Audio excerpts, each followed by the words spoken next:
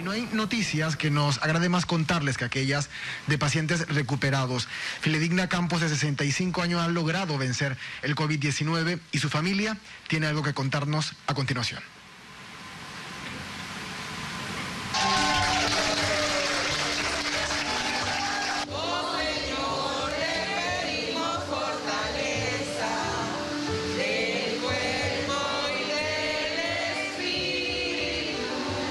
Este es un testimonio de mi mamá, que donde vayamos lo vamos a dar porque esto es una cosa grave, esto no es fácil, y le doy las gracias a todos ustedes que nos han acompañado hasta aquí, y todos los médicos allá en la Anita Moreno, que tengo a mi mamá aquí porque no pensamos, tenemos una fe muy grande, pero Dios es un Dios excelente, un Dios que no nos deja solos.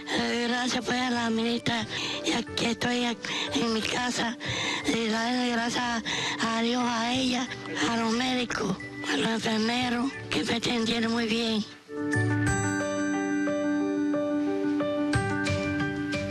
Para rendir el informe de hoy nos acompaña la directora general de Salud Pública, la doctora Nadia Porcel. Muy buenas tardes. El Ministerio de Salud, dándole seguimiento al desarrollo del proceso gradual de la nueva normalidad, efectuó este jueves inspecciones a los talleres de mecánica, chapistería y electromecánica, entre otros, para velar por el cumplimiento de la resolución número 423 del 13 de mayo de 2020, en la que se autoriza la reactivación de estas actividades. Estas inspecciones se realizaron en 40 empresas entre la zona de la región metropolitana de salud y la región de salud de San Miguelito, donde se detectó que la mayoría cumplieron con las disposiciones establecidas por el MINSA. Es importante recalcar que las operaciones de estas actividades se podrán únicamente realizar mediante la venta en línea o a través de plataformas digitales. La disposición deja claramente establecido que solo operarán de lunes a viernes en horario de 8 a 4 p.m. Además, estas empresas solo están autorizadas a trabajar con un máximo de 10 empleados por sucursal durante esta primera fase, mientras las entregas se podrán realizar a domicilio los días lunes, miércoles y jueves de 8 a 12 mediodía. Se ha determinado que para la entrega de los productos solicitados se hará exclusivamente en vehículos de la empresa. Otras actividades, tales como mantenimiento de sistemas de aires acondicionados, ascensores, limpieza de piscinas y casas, de control de plagas, también se encuentran bajo este paraguas. En paralelo, el personal del Ministerio de Salud en Chiriquí y San Miguelito realizó intervenciones sanitarias en varios sectores ante el aumento de casos, como en los sectores de Alange en Chiriquí y Belisario Porras en San Miguelito. El Ministerio de Salud también comunica a todos los panameños que la aplicación de las medidas sanitarias como cuarentenas, aislamientos por motivos del COVID-19 serán aplicadas sin fueros ni privilegios, ya que la función primordial y el deber constitucional del Estado a través del MINSA es velar por la vida, la salud y el bienestar de la población en el país. Esta tarde realizamos en conjunto con el Mitradel una reunión en la Mesa Económica Laboral para discutir los aspectos relevantes sobre los bloques de reapertura, homologar criterios relacionados con estos procesos. Es importante que se sepa que el Ministerio de Salud está poniendo todo su empeño y esfuerzo para que este sea un proceso armónico y consensuado. Ahora le damos el paso a la doctora Lourdes Moreno para que rinda el informe epidemiológico del día. Buenas tardes, equipo Panamá.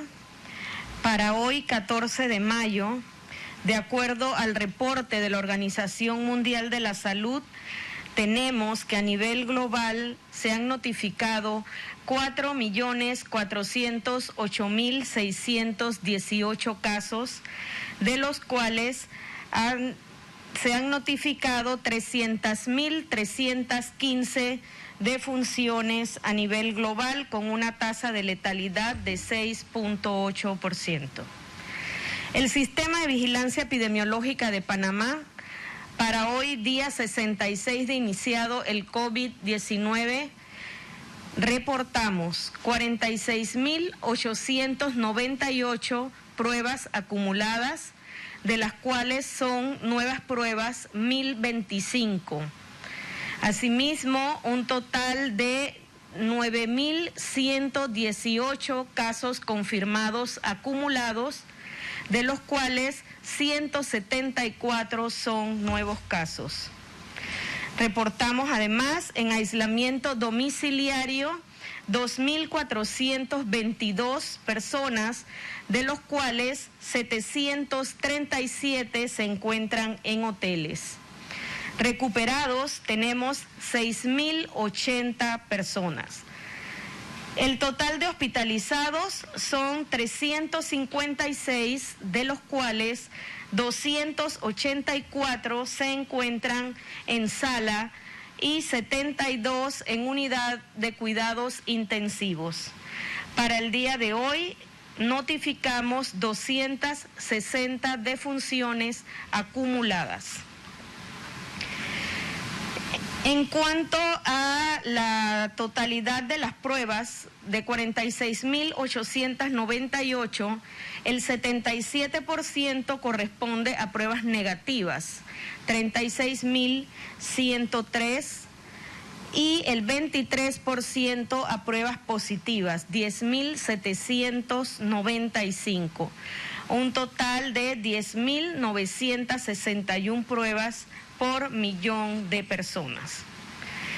En cuanto al número de casos y defunciones según grupo de edad, reportamos en menores de 20 años 807 casos confirmados, de 20 a 39 años 3.841, de 40 a 59 años 3.154, de 60 a 79 años 1.102 casos, y en mayores de 80 años 214 casos acumulados. En cuanto al número de defunciones en menores de 20 años, reportamos 3. En el grupo de 20 a 39 años, 16 defunciones, de 40 a 59 años, 55, de 60 a 79 años, 125, y en mayores de 80 años, 61 defunciones. Doctora Porcel. Muchas gracias, doctora Moreno, y ahora vamos a darle la oportunidad a la doctora Gladys Guerrero para que en nombre de la Caja del Seguro Social nos dé su informe. Buenas tardes. Como parte de las acciones que ante la pandemia del COVID ha implementado la Caja de Seguro Social, una ha sido reforzar la vigilancia epidemiológica como un pilar fundamental en todas las instalaciones de la Caja de Seguro Social, incluidas las unidades de hemodiálisis. Hoy queremos compartir con ustedes la situación del COVID-19 en estas unidades de hemodiálisis, consideradas áreas sensitivas por el tipo de pacientes que se atiende, lo que nos ha llevado desde un inicio a reforzar todas las medidas de bioseguridad en los pacientes que se atienden en estas salas, al igual que reforzar la orientación que se les brinda para que mantengan las medidas de higiene básicas en su casa. Al respecto, la Caja del Seguro Social cuenta con 17 salas y centros de hemodiálisis, donde se atienden actualmente 2.189 pacientes. De estos pacientes han resultado COVID positivos 15, lo que nos da un porcentaje de 0.7% del total de los pacientes atendidos. Si vemos las salas en 8 salas de las 15 se han identificado casos, siendo las de mayor número de casos Metro 1 y Metro 3. En 2 de las salas se han registrado defunciones de pacientes que han sido captados. En Metro 2 y en el hospital, en la sala del Hospital Ezequiel Abadía. Por grupo de edad, vemos que tanto en el grupo de 40 a 59 años como en el grupo de 60 a 79, ambos mantienen el mismo número de casos, 6 en cada grupo. Solo mantenemos 1 en menor de 20 años, un joven de 19 años. De acuerdo a las enfermedades de fondo de los pacientes, y esto aún se mantiene en investigación, tenemos 9 pacientes donde como enfermedad de fondo se reporta la hipertensión arterial. En 2 pacientes está la combinación hipertensión, diabetes mellitus. 3 pacientes solo se refiere en la historia la enfermedad renal crónica y 1 el síndrome de Down y epilepsia. Estos siguen investigación para poder de una u otra manera tener una mayor información de cada uno de ellos. Con respecto a el estatus actual de estos pacientes, al día de hoy, 5 pacientes ya están en casa, 7 se mantienen hospitalizados en sala, 1 en unidad de cuidados intensivos. Pero lo más importante es que los que aún se mantienen hospitalizados, todos están estables. Igualmente, los 15 pacientes que han sido identificados en las salas de hemodiálisis son por transmisión comunitaria. En el seguimiento de los contactos de sala, hasta el día de hoy, no se ha identificado contacto secundario de estos casos primarios. Finalmente, queremos notificarle a los pacientes de hemodiálisis que a partir de mañana la Caja de Seguro Social termina su relación comercial con uno de los proveedores de servicio de la sala. Sin embargo, esto no es motivo de preocupación para ninguno de los pacientes. El tratamiento lo van a seguir recibiendo ininterrumpidamente y no se verán afectados. La Caja de Seguro Social asumirá la responsabilidad junto con el otro proveedor que seguirá brindando servicio. Muchas gracias, doctora Porcel. Muchas gracias, doctora Guerrero. Ahora le vamos a dar el paso a Isaías para que pasemos a las preguntas. Muchísimas gracias, doctora. Continuamos ahora con el espacio para la prensa. Es oportunidad de la página web de Rumba PTY con Isela Noriega. Muy buenas tardes a todos. Tengo 2 preguntas básicamente. Uno, entendiendo de que a partir del 1 de junio probablemente abran los aeropuertos, ¿cómo va a ser la medida o cómo va a ser el control que vamos a hacer a nivel de Panamá, teniendo 2 aeropuertos en la ciudad de Panamá con migrantes o con nacionales que regresan repatriados o aquellos que compraron sus pasajes de su propio dinero? Y la otra pregunta, hace 2 semanas se anunció de una de reconocimiento facial para aquellas personas que dieron positivo y saber si ese app ya se está utilizando. Bueno, primeramente debo comunicarle a toda la ciudadanía que en días pasados se presentó la hoja de ruta donde se planteaban los bloques para la apertura. Se dio una fecha para el primer bloque. Los siguientes bloques no hemos dado fecha porque se debe evaluar la evolución del comportamiento, no solamente de las personas que están saliendo, sino de todo el comportamiento de la enfermedad durante estas 2 semanas.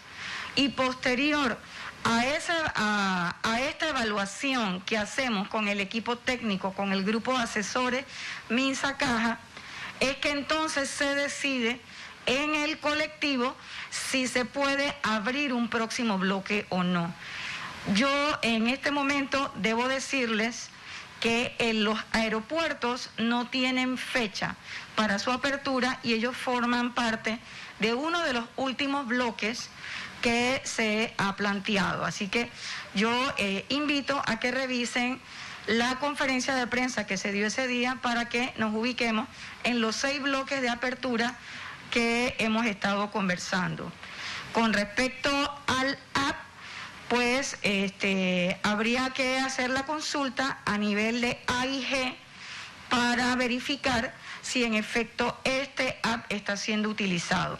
Por ahora nosotros tenemos a disposición varios elementos de tecnología que ya hemos planteado anteriormente y un app de seguimiento que no tiene referenciación facial, pero que sí tiene georreferenciación, que es el que estamos usando para las personas que están en sus viviendas en aislamiento.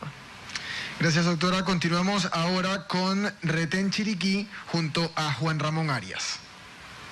Buenas tardes a todos. Formularé dos preguntas referentes a la provincia de Chiriquí. Se ha detectado alrededor de 50 casos de COVID en el distrito de Alange. ¿Se tiene previsto hacer algún cerco epidemiológico en esta área? Y de ser así, ¿qué otras medidas se tomarán para contener la propagación al resto de la provincia? Y la otra pregunta es sobre el bono digital. Si llegará a Chiriquí y de ser así, ¿para qué fecha se tiene previsto?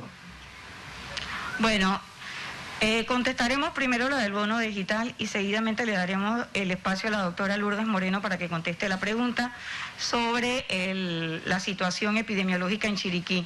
Con relación al bono digital, el bono digital va a llegar a todas las provincias. La fecha específica todavía nosotros no tenemos, en este momento, en este preciso momento, hoy, en esta conferencia de prensa, no tenemos una fecha.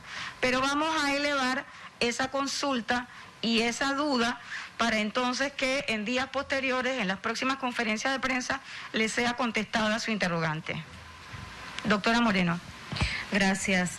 Sí, en cuanto a la situación que se está teniendo en Chiriquí, el distrito de Alange, sí se han detectado 40 personas positivas, las cuales han sido sacadas de la comunidad y han sido llevadas al hotel hospital para su aislamiento y cortar la cadena de transmisión.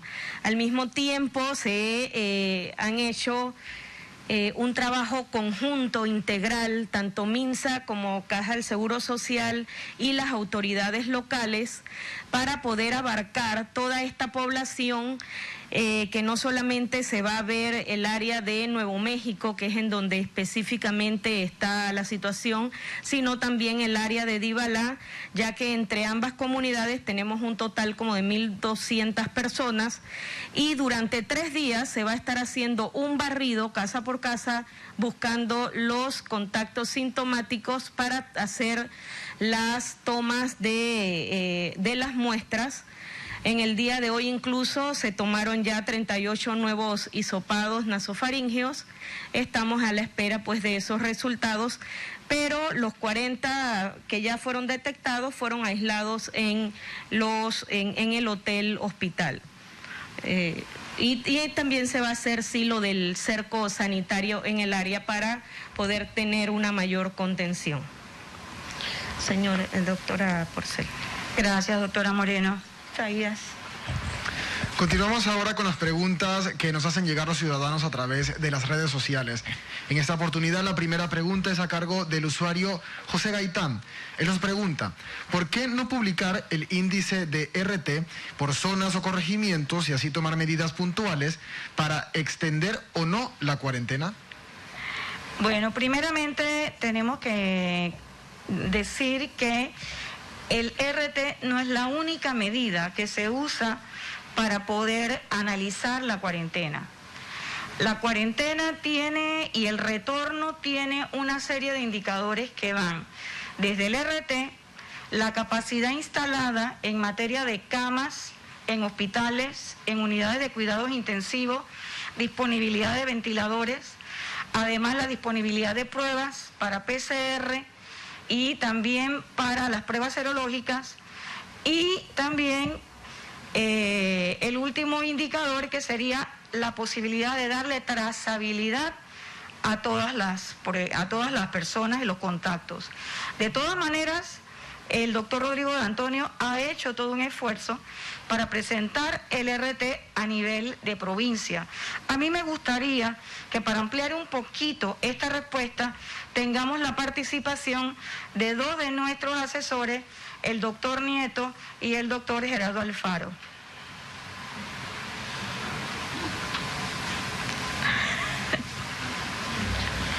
Sí, básicamente yo quiero reafirmar lo que ha dicho la doctora Porcel.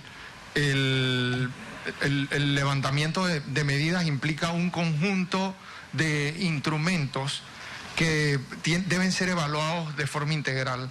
Otro instrumento que nosotros de hecho consideramos también es el tiempo de duplicación de casos. Como sabíamos al principio de la cuarentena, el tiempo de duplicación de casos oscilaban alrededor de 3 a 4 días, y para la fecha ya ese tiempo de duplicación de casos es de alrededor de más de 20 días.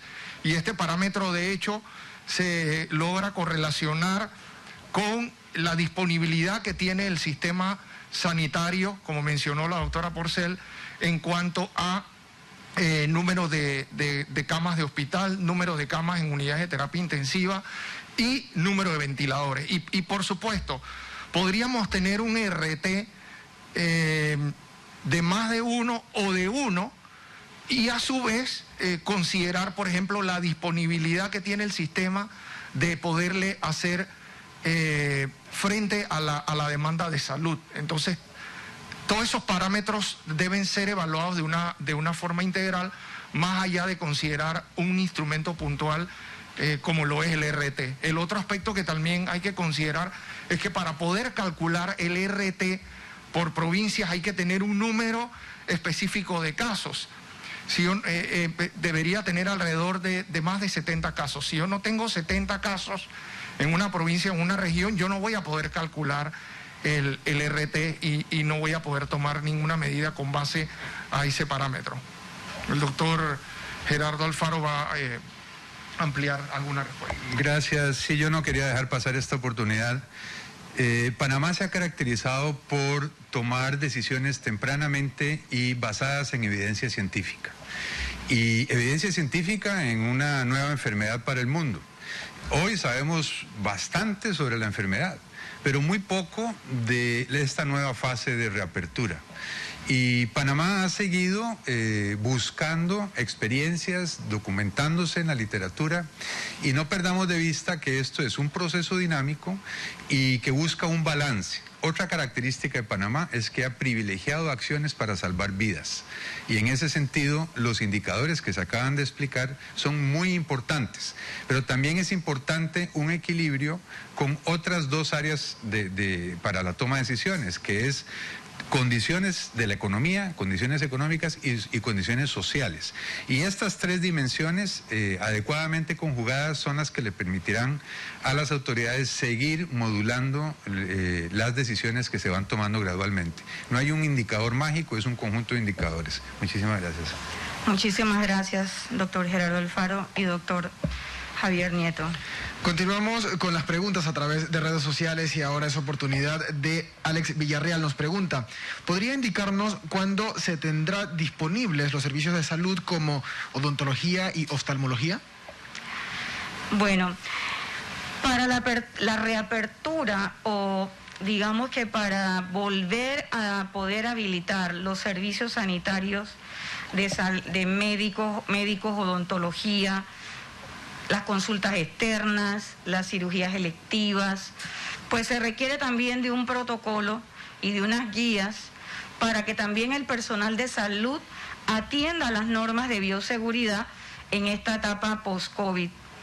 Es importante que la comunidad esté enterada de que estos protocolos ya se están trabajando y que de manera progresiva y paulatina, tanto la Caja como el Ministerio de Salud, estamos coordinando la elaboración de estos protocolos para que en los próximos días ya comiencen, como les dije, de manera paulatina y progresiva, se comience a habilitar las consultas. Las consultas privadas en hospitales privados también están siendo sujetas a los lineamientos de bioseguridad que estamos estableciendo en el Ministerio de Salud, y ellos también poco a poco van a ir haciendo sus horarios y estableciendo sus citas para que los pacientes que se atienden de manera particular o privada puedan acudir y puedan recibir la atención.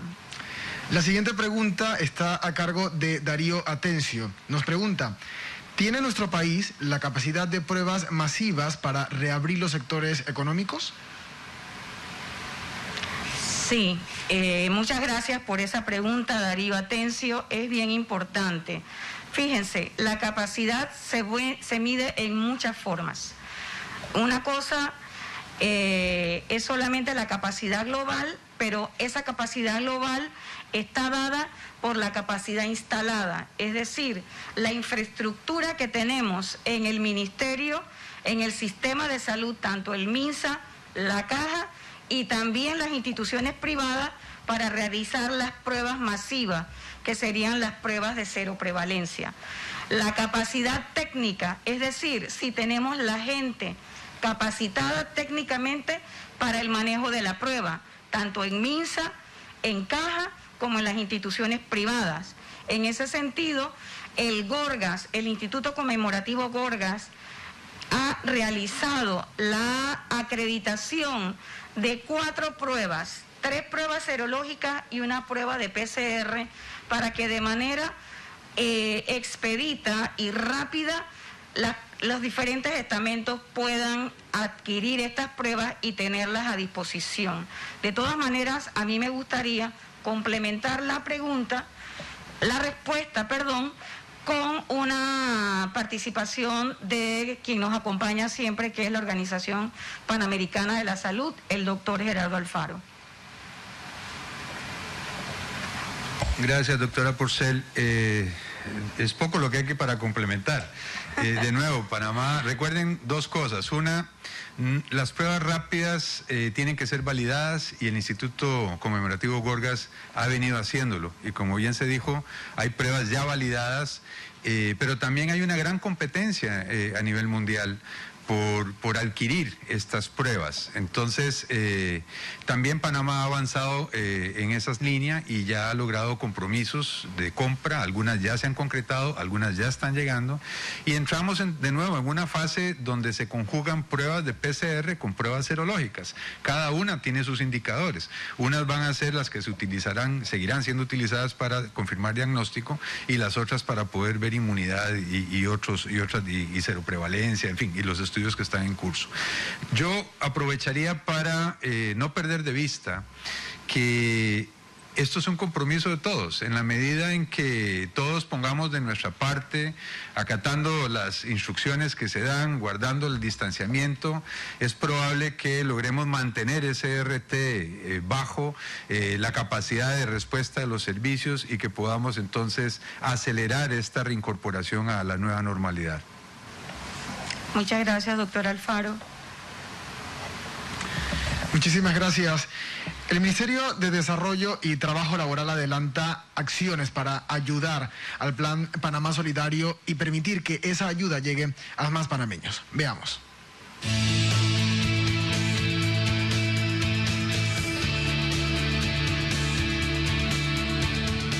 Solidaridad es ayudar al que más lo necesite. Primer día hoy que nos visitan de acá del lado de Villa Suira. Nos han visitado. Me han traído la visita. Bueno, espero que nos sigan visitando. Es dar la mano voluntariamente. Es unirnos para afrontar y vencer los retos. Quédate en casa, allí llegaremos. El aporte de todos hace grande a Panamá.